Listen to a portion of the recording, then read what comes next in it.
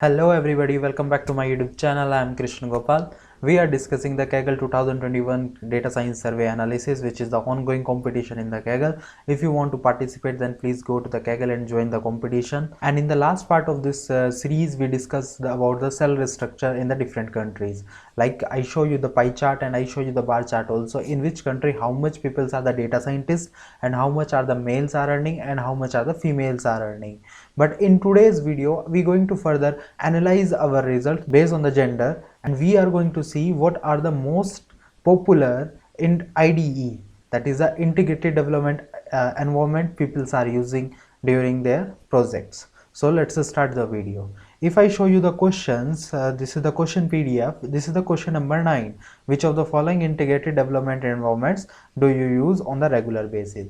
We're going to analyze this question based on the gender. Which is the most popular IDE and how many males and how many females are using? That is the base of our analysis. So let's jump to the notebook and start. So in this exercise, what we are going to do, we are going to follow the some steps. Why? Let me show you the question. Let me show you the first data frame. Our data frame look like this. If you see after the question number 6, the question number 7 when it start, question number 7 is which is the most popular languages during the among the Kagglers. We are not going to analyze this one today. We are only going to see question number 9. But if you see question number 7 part 1, question number 7 part 2 and question number part 3, like this we have many questions. So like this, how to handle like this data frame when we have like this data frame? Because in the question number 9 also we have the many parts. We have I think the 13 part. So how we going to handle that much columns? Because in the first, if you see in the most popular language, question number 7 part 1, you see only the Python peoples are there who put the answer in the survey analysis that they use only the Python language. In the second column they put the R language. In this third they put the SQL. Same in the question number 9. If you see in this PDF, some people use the Jupyter Lab, some people use the R Studio, some people use the Visual Studio, and many more, Jupyter Notebook as well. So these are the different columns. That is, there are 13 columns for this question number 9. So how are we going to solve this one? Let me going to see in this video. This is our actual data frame we have. So for this, what we going to write? I'm going to write first one simple dictionary and I'm going to store all the result in this dictionary. Let's see how we do it. So for this I just give the dictionary name IDE, that is empty dictionary for right now, and I know they are the question number 9 are the 13 column. If you want to check, just put the df.columns and just run the for loop and you can count how many number of the question 9 have different parts. So I know already there are the 13 parts. You also can check it. Now we're going to solve it how we put in a one dictionary. So I just put I just create the simple dictionary IDE. Now I'm going to loop 13 times in that. For I in range 13. So what I'm going to do here, I create another variable, that is a value. In this value I'm going to fill how much time that say Jupyter Notebook. So how much time it occur in the question number 9 part 1. Let's see how to do. df, that is we have the question number 9, right, and it is the part 1. Yes, so dot value dot counts, sorry, value counts dot values. So if you not understand this, let me just copy this part from here and go to the here and put it here, and let's show you what it have. It have the 5488. So in the part 1, what is the text that appear 5488 times in that column? So let's see what it's this column is for what ID. So for this, if you just give value dot counts, so it will show you the Jupyter. This is for the Jupyter Lab, Jupyter Notebook. It is full Jupyter. So what I'm going to do for the text, I'm going to put the index, and you can see it is here. If you put if you get the first, if you want the first entry, you put 0 and you get this one. So I'm just copy this one here, and same for the values I have to put, and I will put here that is a text, that is the right. Now you know how we already see in the previous the analysis how we store in the dictionary. So IDE, that is text is equal to value, and just now print your IDE. say in the Jupyter notebook you get the 5488, that is because we see only the part 1 in the part 1. If you loop this one in the 13 times, you will get all the columns how much they appear in the. So for this I'm going to remove this because it is a string, and I just add here str, that is I plus 1, because I start from the 0, because we give the for I in range 13, that is a start from the 0. And similarly just copy from here and remove this, put it here. I hope it will work.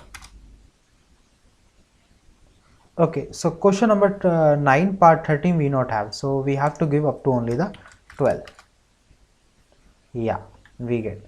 The question number 13 is the other part. If you go to this PDF again and you see it is the other, so we are just ignoring this other, we are take up to the none. Okay, so you get this one. Similarly, this is you get for the all the pupils who are participating in the Kaggle, but we are more interested to know how many male and how many females are using this ID. For this, what I'm going to do additional steps. That's the additional steps are that I'm going to create. Let me remove this. I'm going to create two data frame, one for the man and one for the woman. Let's see how to create. So df for the man is df q2 is equal to man. Similarly for the woman, pass here woman and I have to pass here woman. So we have now the separate data frame, that is a df man and df woman. Let me show you what is a df man contain. So the df man, if you see in the question 2, only the man's data we get, that is we get the 20,598 rows only. If you see the df woman, what you will get? You will get the 4,890 rows. So that is it's separate. It separate the man, it separate the woman from each other. Now come to our question. What we have to be going to do this one. And notice one more thing. We not only going to analyze the question number 9. We have the many questions. We have the question number 7 also. We have the many questions. I not remember what are the question number, but I know there are the many questions in this data frame like this we have. So we're going to write one generalized function at the end. That function written as dictionary. So let's jump and see how we can write that generalized functions. Def, I'm writing the general practices because these are the general practice of any data scientist. This is df general practices. What we need the question number here, that's right, question number. And what things we need, and I need here I give the gp, I give the gp man, and I give the gp woman, and I'm going to repeat this same process. I'll just copy this code which already I show you, and okay, this have to put the tab, and this is for the general, this is first for the general df, but I have to put this question number. So the question number 9, and definitely you have to pass the df man and df woman. We just copy this code again and we put here, put separation, and again put here and put separation. Now just adjust the man here, man,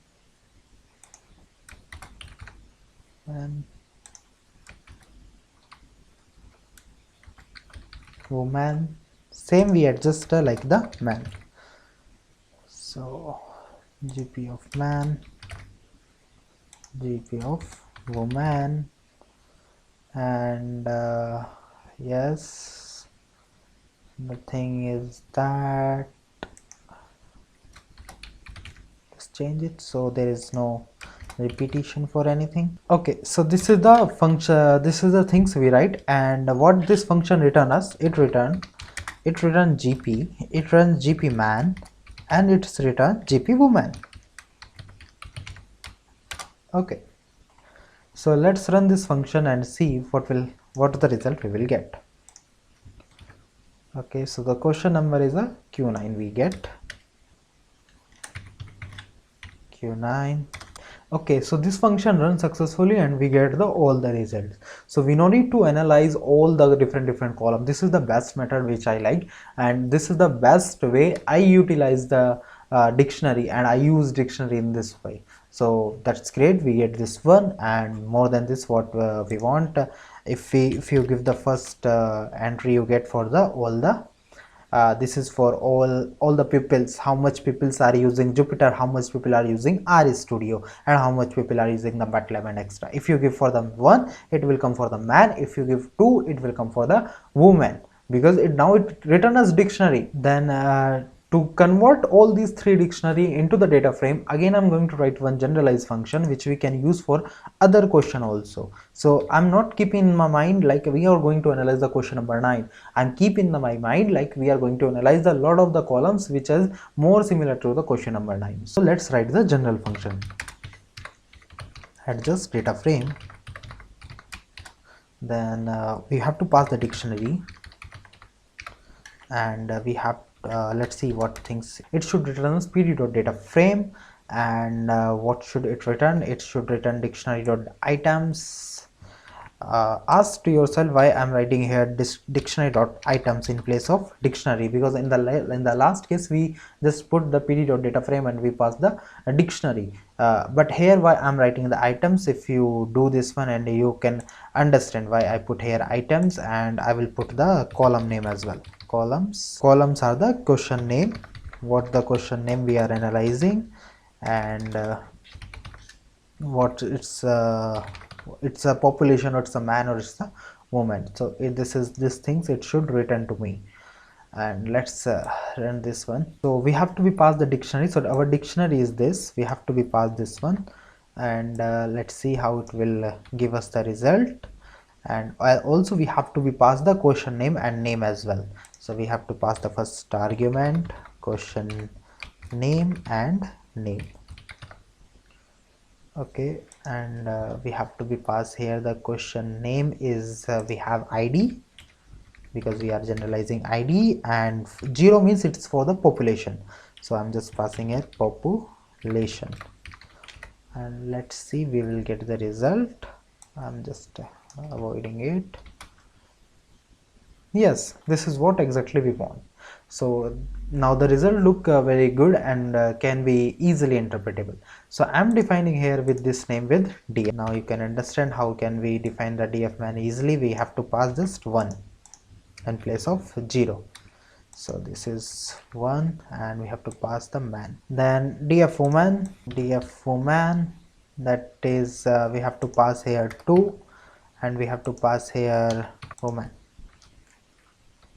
and these are the data frame we will get. Oh, okay, so there will be a small error in the code, so I just change df1, df2, df3. There is no change in that, and we can see df3 is a woman, df2 is a man, and df1 is a population.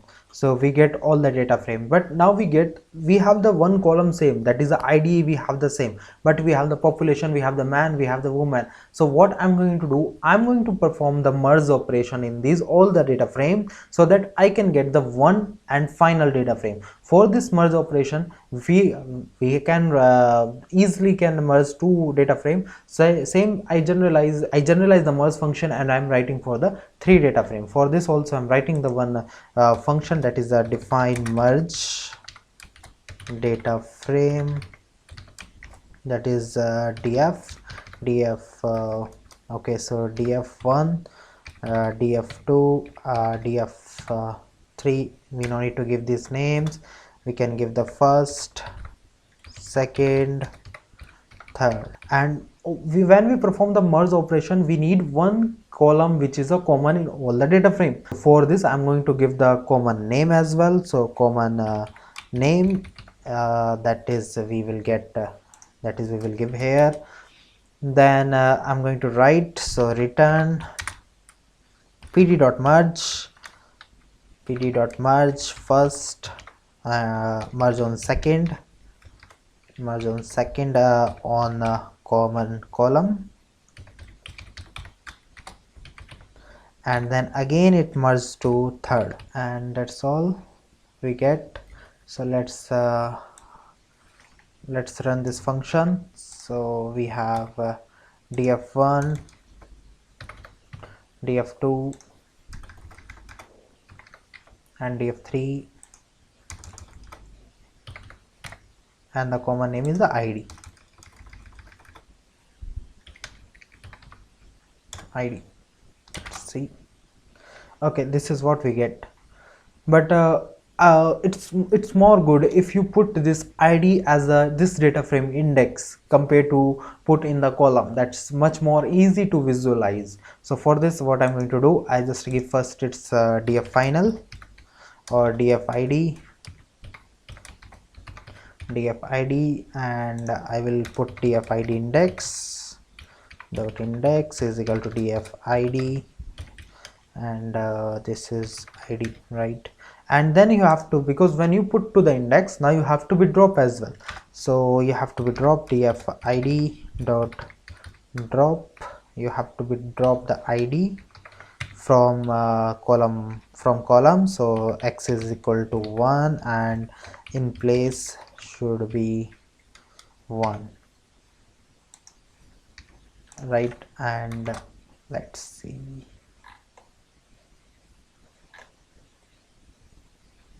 oh, in place should be true, my bad, that is true. Okay, so let's see what is our df id. Okay, so the id now become the index. You have the 3 column, one is a population, man and a woman. And another thing, if you see you not want to visualize this none, so no need to drop it, just just use the np and use the slice operation. So df we not want the last row, we only want up to the df id. Let's see what will that's my bad, I have to run this code again because I put here df. Just give me a second. Yeah, now I just rerun this code and we get this data frame without the none. So these are the index we have, and these are the columns we have. We have to be visualized which id is much more popular among the man, among the woman, as well as among the total Kaglers in this world who is participating. So for this, again I'm going to draw the horizontal bar chart, but in this exercise a little bit in different fashion. So let's see how we will draw it. And first I'm going to define the figure size. First we define the figure size, and then we're going to define the ax dot h lines. H lines.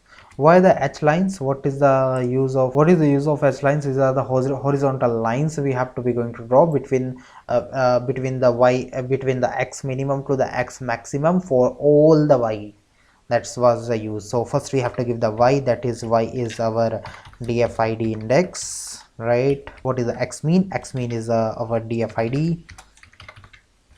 id dot min through all the columns, which is minimum. So x is equal to 1, same as for x max. So I just copy the code, copy it and put it here and change the name x max df id that max. And what I'm going to give the color as well. So the color is gray. I'm going to give the alpha value as well. Alpha I give 0.3. I think it will fine for this. Then I'm going to draw here the scatter plot. So ax dot scatter df id, that is population, and you have to pass the index as well. So df id dot index. Then you have to pass the color. You can pass any color. I pass blue, and then you can pass the label as well.